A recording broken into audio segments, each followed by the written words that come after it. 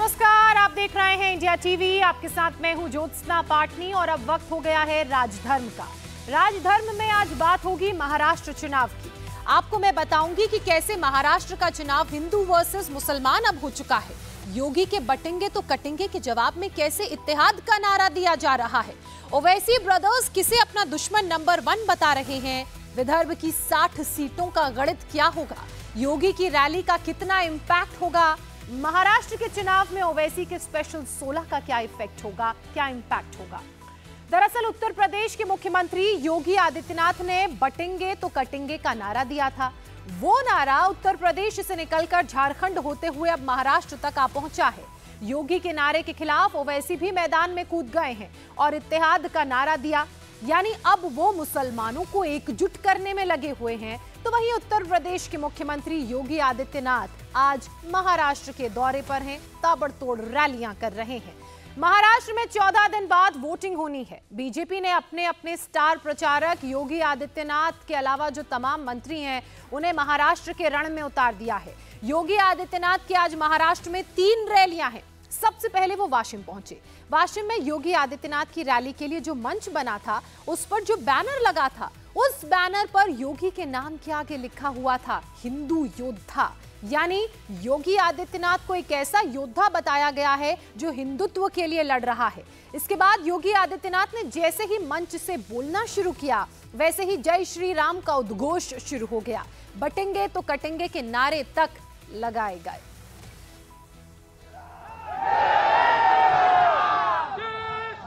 लीलाधारी भगवान श्री कृष्ण की पावन धरा है।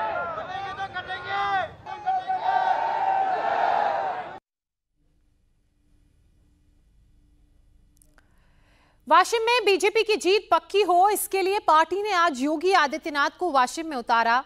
ये एक सुरक्षित सीट है। यहां मुकाबला बीजेपी के श्याम खोड़े और शिवसेना यूबीटी के सिद्धार्थ देवले के बीच है। श्याम खोड़े जहां महायुति के संयुक्त उम्मीदवार हैं तो वहीं सिद्धार्थ देवले महाविकास अघाड़ी के कैंडिडेट हैं। पिछली 3 बार से ये सीट बीजेपी के पास है और इस बार भी बीजेपी इस पर कब्जा छोड़ने को तैयार नहीं है। तभी तो पार्टी ने बड़े स्टार प्रचारक योगी आदित्यनाथ को यहां चुनावी रण में प्रचार के लिए उतारा और योगी ने मैसेज भी दे दिया कि बटना नहीं है, एकजुट रहना होगा। छत्रपति शिवाजी महाराज जिस एकजुटता का प्रदर्शन करके हिंदवी साम्राज्य की स्थापना किए थे, आज उसी का आह्वान करने के लिए उन्हीं से प्रेरणा लेकर के मैं बार बार आपसे कहता हूं कि बंटिए मत। उन्हीं से प्रेरणा ग्रहण करके मैं आपसे कहता हूं बंटिए मत, क्योंकि जब भी बटे थे तो कटे थे।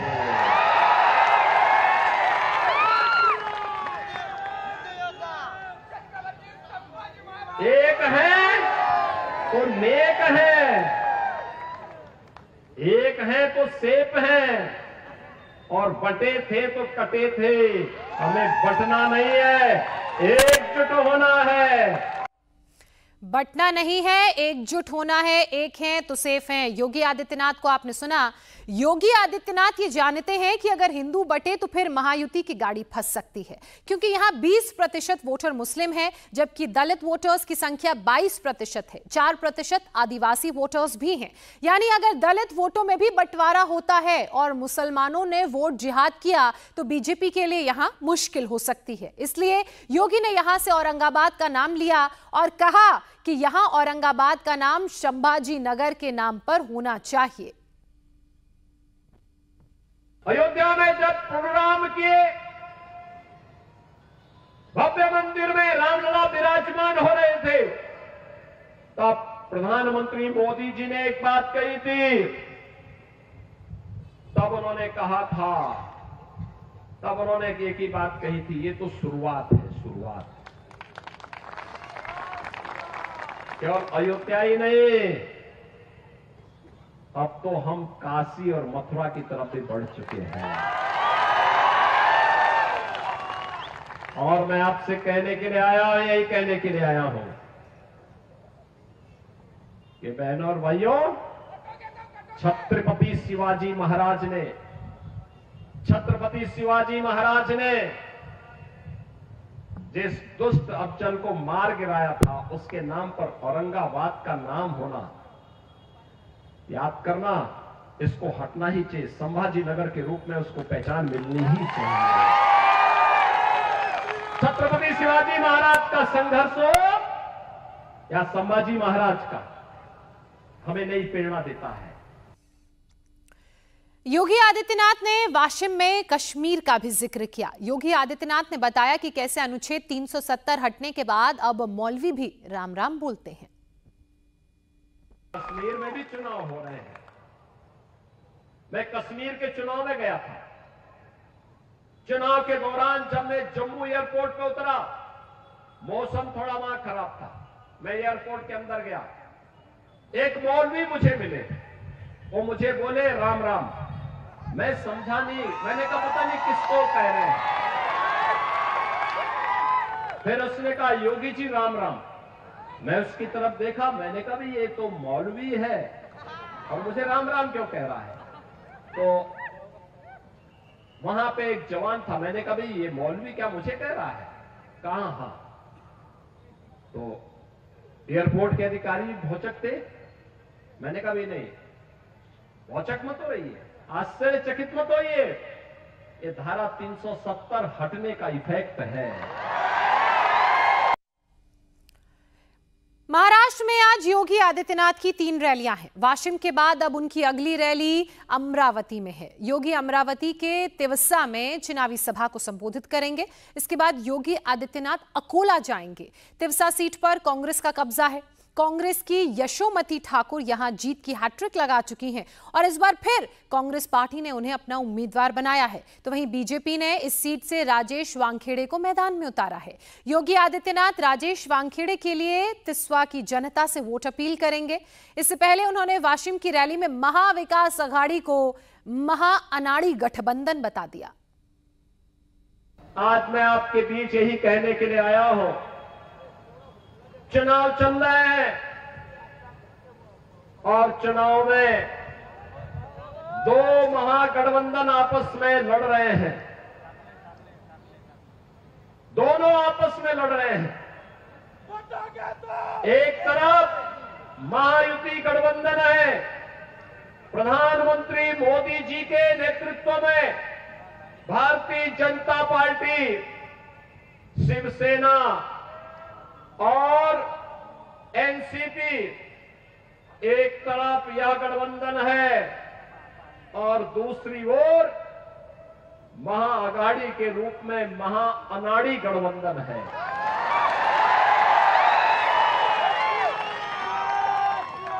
मैं इसे महाअनाड़ी इसलिए कहता हूं, अनाड़ी का मतलब जिसे देश और धर्म की चिंता न हो, जैसे राष्ट्रीयता की चिंता न हो, जिसको समाज में और राष्ट्र में मूल्यों और आदर्शों की मर्यादाओं की चिंता न हो। और यह कार्य यह महाअनाड़ी गठबंधन कर रहा है। ध्यान दें, योगी आदित्यनाथ की आज जो 3 सभाएं हो रही हैं वो महाराष्ट्र के विदर्भ रीजन में है। यहां विधानसभा की 60 सीटें हैं और इन सीटों का समीकरण भी हम आपको समझाते हैं। क्योंकि विदर्भ रीजन में आज योगी आदित्यनाथ पहुंचे हैं, 1 सभा हो चुकी है, 2 सभाएं बाकी हैं। अगर पिछले विधानसभा चुनाव की बात करें तो बीजेपी को अकेले करीब आधी सीटें इस रीजन में मिली थी। इसके अलावा 60 में से 28 ऐसी सीटें हैं जिस पर बीजेपी ने जीत दर्ज की थी। कुल 60 सीटें यहां पर हैं, 28 ऐसी सीटें हैं जिसमें बीजेपी ने जीत दर्ज की। इसके अलावा अगर कांग्रेस की बात करें तो यहां पर कांग्रेस का जो प्रदर्शन रहा, उस प्रदर्शन में 14 सीटें कांग्रेस के खाते में गई और अन्य के खातों में 8 सीटें गई। शिवसेना हालांकि उस वक्त बीजेपी के साथ गठबंधन में ही थी और अविभाजित भी थी, उसे 6 और शरद पवार की पार्टी की अगर बात की जाए तो उसके खाते में भी 4 सीटें गई हैं, अन्य को 8 सीटें मिली हैं। लेकिन 2024 के लोकसभा चुनाव में बीजेपी को विदर्भ में बड़ा झटका लगा। विदर्भ में लोकसभा चुनाव में महाविकास अघाड़ी की गाड़ी दौड़ पड़ी। लोकसभा की 10 में से 7 सीटें महाविकास अघाड़ी ने जीती, जबकि महायुति की बात की जाए तो महायुति के खाते में 3 सीटें गई। लोकसभा चुनावों की हम बात कर रहे हैं, यानी कि लोकसभा चुनाव में इस रीजन में जो स्ट्राइक रेट रहा वो महाविकास अघाड़ी के पक्ष में रहा, 70% रहा, और महायुति का जो प्रदर्शन है वो थोड़ा सा खराब जरूर हुआ और स्ट्राइक रेट घटकर 30% तक पहुंच गया। इन 10 लोकसभा सीटों में कुल 60 विधानसभा क्षेत्र आते हैं। अगर साल 2024 के लोकसभा चुनाव के नतीजों को ही ट्रेंड मान लिया जाए तो 60 सीटों में से 20 सीटों पर महायुति और 40 सीटों पर एमवीए जो है वो लीड करती हुई नजर आ रही है। महाराष्ट्र में विजय के लिए योगी आदित्यनाथ हिंदुओं को लगातार एकजुट करने में जुटे हुए हैं, एकजुटता का मंत्र दे रहे हैं, बटेंगे तो कटेंगे का नारा दे रहे हैं। तो योगी के नारे पर ओवैसी ब्रदर्स भड़क रहे हैं। महाराष्ट्र के संभाजीनगर में असदुद्दीन ओवैसी के छोटे भाई अकबरुद्दीन ओवैसी ने योगी के बटेंगे तो कटेंगे वाले नारे पर पलटवार किया। अकबरुद्दीन ओवैसी ने बटेंगे तो कटेंगे के नारे के खिलाफ इत्तेहाद का नारा लगा दिया। मुसलमानों से एकजुट होकर उनकी पार्टी को वोट करने की अपील की। अकबरुद्दीन ओवैसी ने कहा कि मजहब के नाम पर नफरत की सियासत हो रही है। मॉब लिंचिंग, बीफ, घर वापसी, टोपी और दाढ़ी के नाम पर काटा जा रहा है। अकबरुद्दीन ओवैसी ने यह भी कहा कि वो मुसलमान हैं, इसलिए मुसलमानों की आवाज उठाते हैं। योगी आदित्यनाथ ने अपनी तकरीर में कहा कि बटोगे तो कटोगे। लोग काफी एतराज कर रहे हैं उस बात पर, मगर मैं ये कहूंगा, बीफ के नाम पर, मॉब लिंचिंग के नाम पर, घर वापसी के नाम पर, सर पे टोपी पहनने के नाम पर, दाढ़ी पालने के नाम पर जो तुम काट रहे हो, क्या ये तुम्हारी नफरत हिंदुस्तान के सबसे बड़ी अक़लियत से, क्या ये मुल्क को कमजोर नहीं कर रही है? इसका जवाब दो मुझे। अगर हिंदू और मुसलमान को तुम लड़ाओगे, हिंदू और मुसलमानों को नफरत कराओगे, तो क्या यह मुल्क को कमजोर करने के बराबर नहीं है? और अगर मैं कह रहा हूं, मैं अकबर ओवैसी मुसलमान, ला इलाहा इल्लल्लाह मोहम्मद रसूलुल्लाह कलमा पढ़ने वाला मुसलमान, इस मुल्क का किराएदार नहीं है। मैं कह रहा हूं, नरेंद्र मोदी, ऐ योगी, जितना तेरा हिंदुस्तान है उतना मेरा भी हिंदुस्तान है। योगी की तकरीर को मैंने सुना, बटोगे तो कटोगे कहा, उसके बाद कहा कि जात पात की सियासत। अरे जात पात की सियासत बोलने वाले, तू ये क्यों नहीं कहता कि मजहब की सियासत नहीं करनी चाहिए? यह बात क्यों नहीं कहते? ये तो मजहब की सियासत करेंगे, नफरत के बीज को बोते जाएंगे, असल मसाइल से तवज्जो हटाते रहेंगे। अगर कुछ है तो तलाक सलासा। अरे तलाक सलासा मसला नहीं है, हर मिनट में होने वाला एक रेप, यह हिंदुस्तान का सबसे बड़ा मसला है।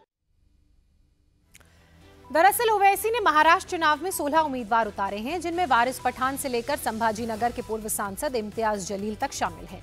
कल संभाजीनगर पहुंचे छोटे ओवैसी ने मुसलमानों से एकजुट होने की अपील की और कहा कि अगर वो एआईएमआईएम के 10 विधायक भी जिता देंगे तो महाराष्ट्र की सियासत में मुसलमान किंग मेकर बन जाएंगे। काम है मेरा तगय्युर, नाम है मेरा शबाब,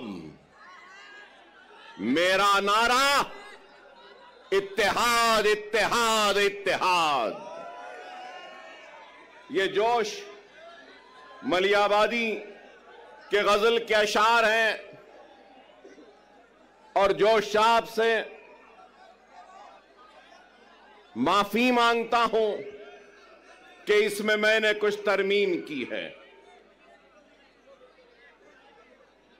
और तरमीम कहां की है, कि काम है मेरा तगय्युर, नाम है मेरा शबाब, मेरा नारा इनकलाब इनकलाब इनकलाब। तो मैंने इसको मेरा नारा इत्तेहाद इत्तेहाद इत्तेहाद कहा है। अगर ये इत्तेहाद है, जमात है, तो यकीन मानो हम शेर हैं। मैं यही बात कहना चाहता हूं। हां, मुसलमान की आवाज बनकर हम मुसलमान के मसाइल को उठाते हैं। मैं उठाता हूं, मुझे शर्मिंदगी नहीं है इस बात का इकरार करते हुए कि मुसलमान हूं, मुसलमानों की आवाज बनता हो, मुसलमान की तकलीफ को बयान करता हो, मुसलमान की हक तलफी पे लड़ता हो, मुसलमान की हक की लड़ाई लड़ता हो और नाइंसाफी पर आवाज को बुलंद करता हो। छोटे ओवैसी ऐसा क्यों कह रहे हैं? इत्तेहाद के नाम पर वोट जिहाद का गणित कैसे बिठा रहे हैं? उसे उन 16 सीटों से समझिए जिस पर AIMIM ने उम्मीदवार उतारे हैं। दरअसल इन सीटों में 10 सीटें ऐसी हैं जहां मुस्लिम वोट 30% से ज्यादा है। मालेगांव सेंट्रल में तो 78% मुस्लिम हैं, वहीं धूले में 32%, संभाजीनगर पूर्व में 37%, संभाजीनगर सेंट्रल में 38%, भाईखला में 41%, कुर्ला में जो मुसलमानों की संख्या है उसका फीसद भी ज्यादा है, मानखुर्द में 53%, भिवंडी वेस्ट में 49%, नांदेड़ दक्षिण में 23%, वर्सोवा में 33%, मुब्रा कलवा में 43%, सोलापुर में 24%, करंजा मनोरा में 20%। इसके अलावा मिराज की बात की जाए तो यहाँ 13% और मुर्तिजापुर में 11% मुस्लिम वोट हैं। अब ओवैसी ब्रदर्स ये हिसाब बैठा रहे हैं कि इन सीटों पर मुसलमानों ने उन्हें एक मुश्त होकर वोट दे दिया तो वो अच्छी खासी सीटें जीत सकते हैं। और यही कारण है कि छोटे ओवैसी महाराष्ट्र की रैलियों में भड़काऊ तकरीरें दे रहे हैं, इशारों इशारों में अपने विवादित 15 मिनट वाले भाषण का जिक्र कर रहे हैं। दरअसल साल 2012 में भी अकबरुद्दीन ओवैसी ने 15 मिनट वाला भड़काऊ बयान दिया था। तब कहा था, देश से 15 मिनट के लिए पुलिस हटा दो तो पता चल जाएगा कौन ताकतवर है। 9:45 कैंपेनिंग का टाइम 10 बजे, अभी 15 मिनट बाकी है।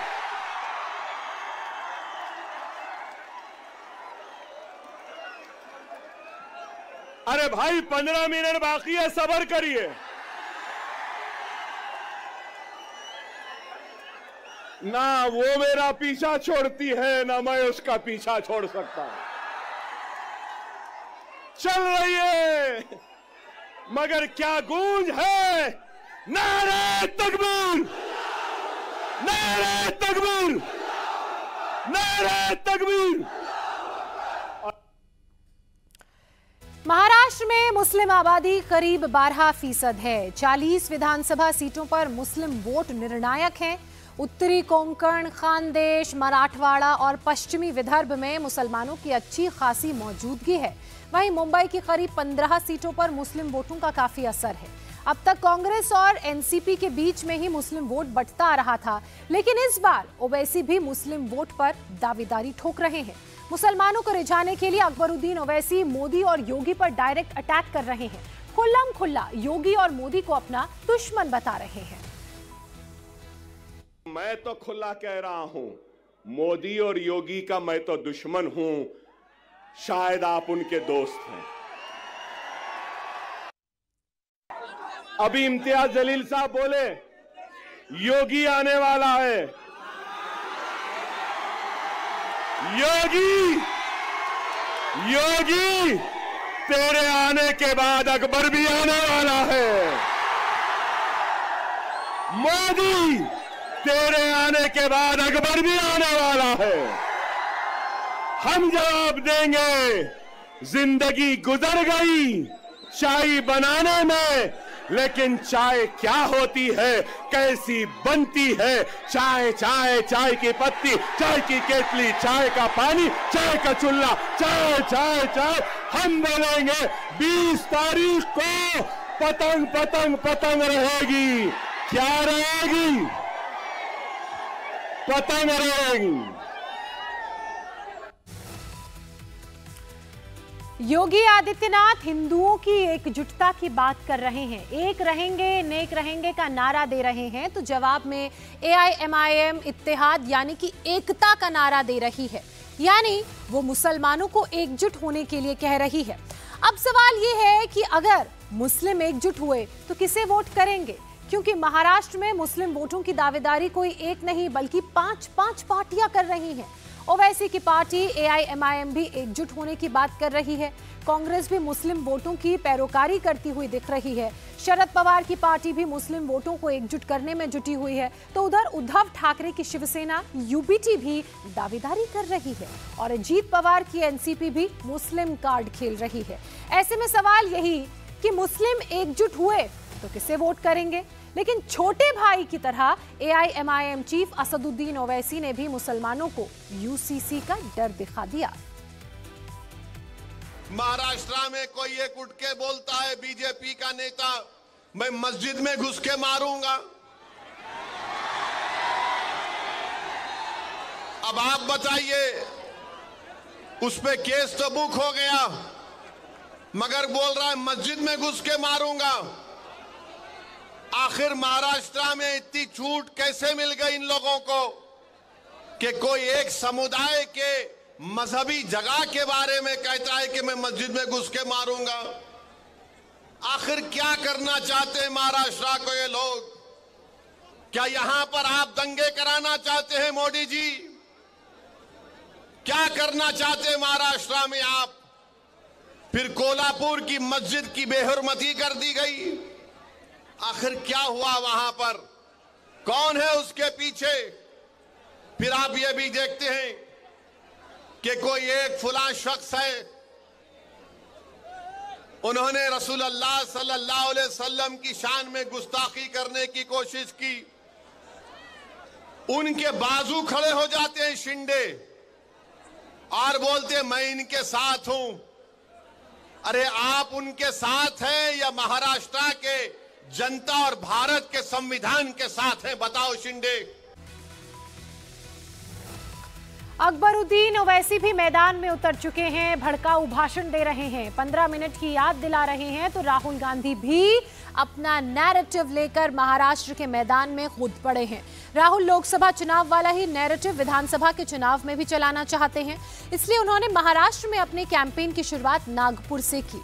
वो सबसे पहले दीक्षा भूमि पहुंचे, जहां बाबा साहिब अंबेडकर ने बौद्ध धर्म अपनाया था। यहां राहुल गांधी ने अंबेडकर को श्रद्धांजलि दी। इसके बाद वो संविधान सम्मेलन को संबोधित करने पहुंचे।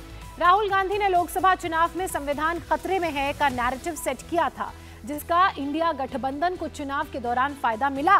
और आज भी राहुल गांधी ने संविधान के मुद्दे पर बीजेपी और RSS का सीधे सीधे नाम लेकर उन पर निशाना साधा, हमला बोला। इस पे सीधा आक्रमण नहीं कर सकती, डरते हैं। अगर सामने से इसके साथ लड़ गए, वो 5 मिनट में हार जाएंगे। सामने से नहीं आ सकते। वो जानते हैं कि जिस दिन वो सामने से आ गए,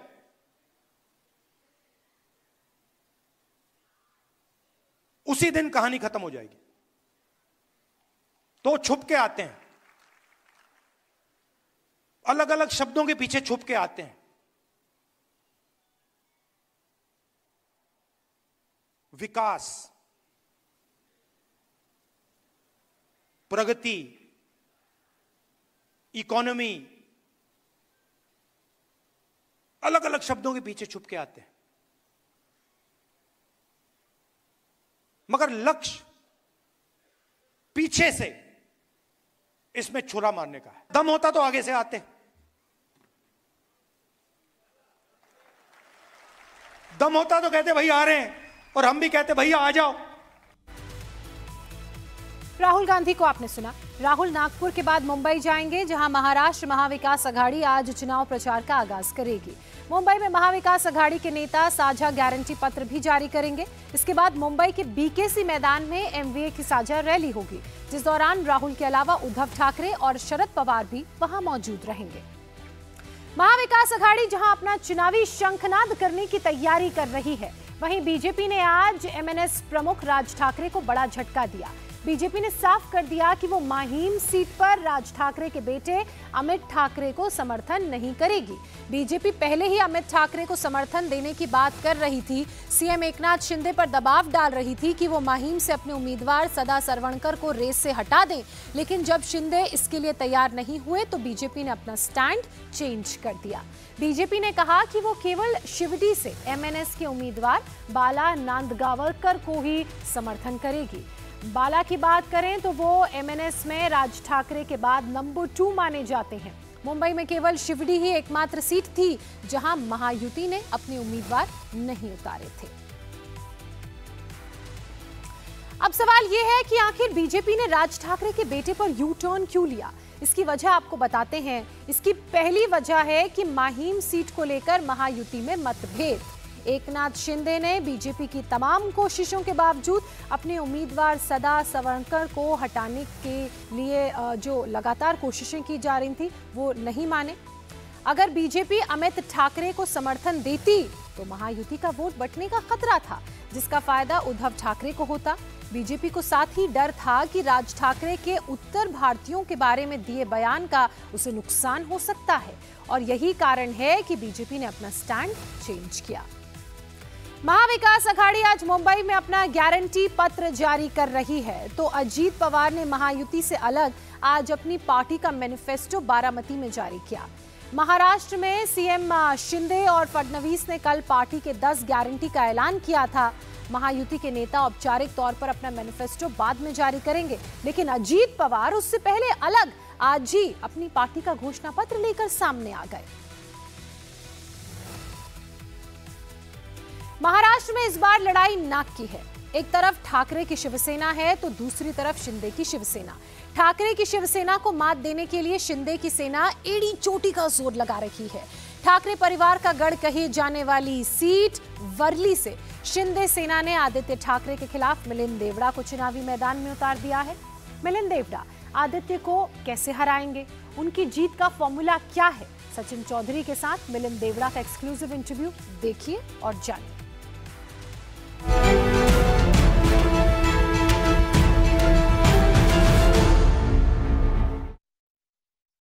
महाराष्ट्र और मुंबई की हॉट सीट है वर्ली विधानसभा चुनाव क्षेत्र की सीट, और इस सीट पर मिलिंद देवड़ा का मुकाबला हो रहा है आदित्य ठाकरे से। मिलिंद देवड़ा इस वक्त हमारे साथ में मौजूद है। मिलिंद जी, जिस तरह से आप चुनावी मैदान में आए हैं, क्या आपने पहले से प्लान किया था कि आप विधानसभा चुनाव लड़ेंगे और वो भी आदित्य ठाकरे के खिलाफ लड़ेंगे? नहीं, देखिए, ऐसे कोई प्लान वैन होता नहीं है। हम कई दशकों से दक्षिण मुंबई की जो जनता है वो उनके साथ एक पारिवारिक संबंध है, और मेरे स्वर्गीय पिताजी मुरली देवरा जी इस क्षेत्र के एमपी भी रह चुके हैं। तो दक्षिण मुंबई में रहने वाले लोगों की समस्याएं क्या है, उनकी आकांक्षाएं क्या है, वो हम अच्छी तरह से जानते हैं। और जो मैंने कल भी भाषण में कहा, पार्टी के लिए, पार्टी को मजबूत करने के लिए, शिंदे साहब के हाथों को मजबूत करने के लिए, महायुति को मजबूत करने के लिए, और सबसे इम्पोर्टेंट इस क्षेत्र के लोगों को न्याय पहुंचाने के लिए हम इलेक्शन लड़ रहे हैं। ये बहुत बड़ी अफसोस की बात है कि पिछले 5 सालों में इस क्षेत्र में उभाटा के पास एक नहीं 3 आमदार है, 3 विधायक है, 1 सांसद है, 2 महापौर है, अनेक नगर सेवक है। आदित्य ठाकरे जी, उनके पिताजी महाराष्ट्र के मुख्यमंत्री हुआ करते थे। आदित्य स्वयं अपने पिताजी की सरकार में मंत्री हुआ करते थे।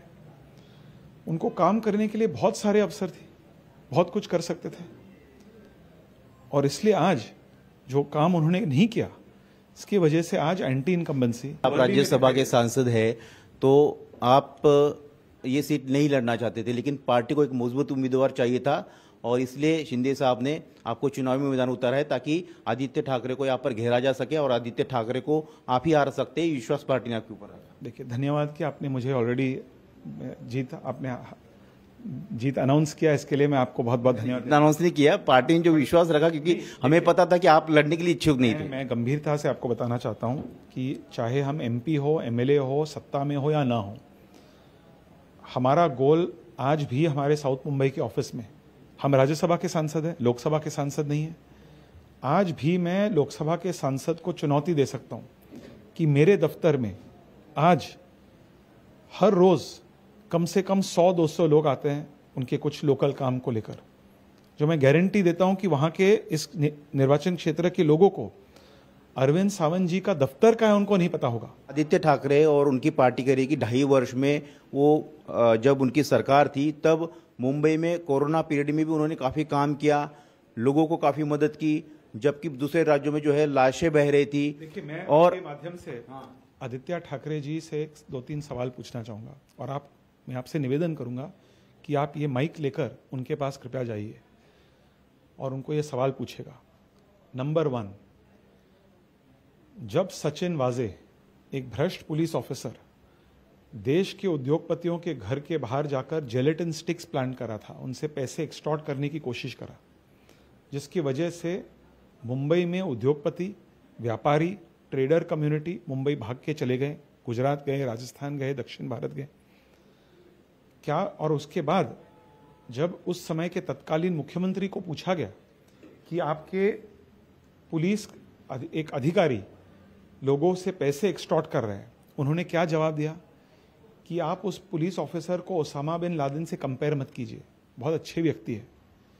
सबसे पहले मेरा प्रश्न है, क्या आदित्य ठाकरे जी सॉरी कहेंगे कि नहीं कहेंगे, जिसकी वजह से महाराष्ट्र का आर्थिक नुकसान हुआ, लेकिन शिंदे साहब के आने के बाद, महायुति सरकार आने के बाद फिर से उद्योगपति, अंतर्राष्ट्रीय निवेशक महाराष्ट्र में इन्वेस्ट कर रहे हैं। उन्होंने ये कहा कि ब्यूटिफिकेशन के नाम पर आपने और आपकी सरकार ने, मुख्यमंत्री ने जो है वो भ्रष्टाचार किया, आपने BMC की जो FD थी उस FD को जो है उड़ा दिया, उसमें भ्रष्टाचार कर दिया, BMC की तिजोरी खाली कर दी, ये आरोप वो प्रमुख तौर पर लगा रहे हैं। देखिए, आदित्य ठाकरे जी एक नौजवान MLA है।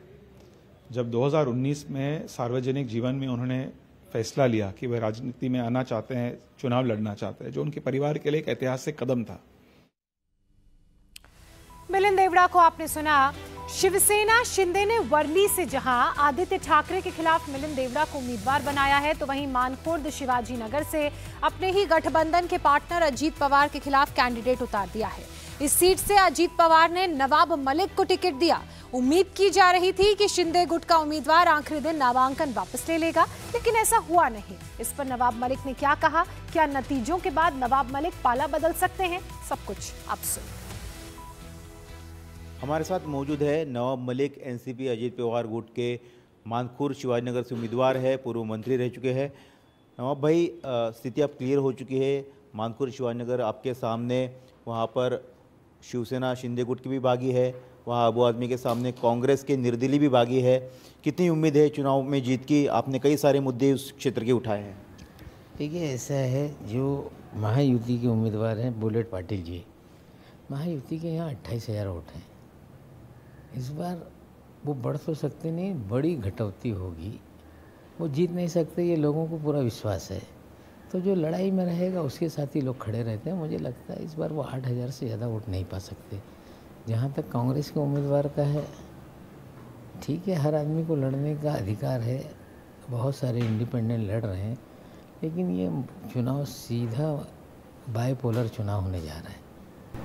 वर्तमान में जो विधायक है उनके और हमारे बीच में अब देखेंगे जैसे जैसे प्रचार आगे जाएगा। लेकिन मैं व्यक्ति या दल के खिलाफ चुनाव नहीं लड़ रहा हूँ, मैं लोगों के निमंत्रण करने पे, लोगों के बुलावे पे इस विधानसभा क्षेत्र से चुनाव लड़ रहा हूँ। लोग ड्रग की समस्या से परेशान हैं, लोग गुंडागर्दी से परेशान हैं, लोग वहाँ हफ्ता उगाही से परेशान हैं, और लोग चाहते हैं कि अंकुश लगे।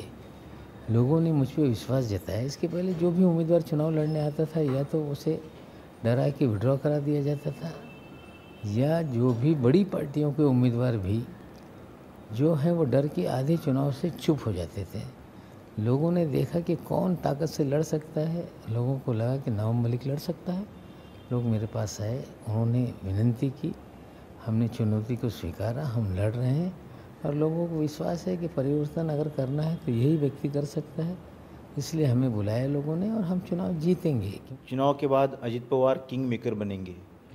किंग मेकर कौन से आघाड़ी के बनेंगे? महायुति के बनेंगे, महाविकास आघाड़ी के बनेंगे? क्या स्थिति होगी? 23 तारीख को तय होगा। 19 में कोई तय कर पा रहा था कि क्या होगा, लेकिन अजित पवार ये कहीं ना कहीं जो भी सरकार बिना अजित पवार के नहीं बन सकती। अजित पवार किंग मेकर होंगे, चंद्रबाबू की भी भूमिका में आ सकते हैं। देखिए, इंतज़ार कीजिए। राजनीति में कौन किसका परम मित्र परम शत्रु होता है, परिस्थितियाँ दोस्त दुश्मन बदलते रहती हैं। नतीजे के बाद तय होगा क्या होगा महाराष्ट्र में। आपको लगता है कि शरद पवार जी के एनसीपी और अजित पवार के एनसीपी एक साथ आ सकती है? देखिए, सारे कार्यकर्ता, महाराष्ट्र की जनता चाहती है कि पवार परिवार एक हो जाए, ठाकरे परिवार एक हो जाए, लेकिन जब तक परिवार के लोग नहीं तय करेंगे, जब तक तो निर्णय उनके हाथ में। लेकिन लोगों की इच्छा है कि ऐसा हो। आशावादी है? राष्ट्रवादी तो सारे आशावादी हैं।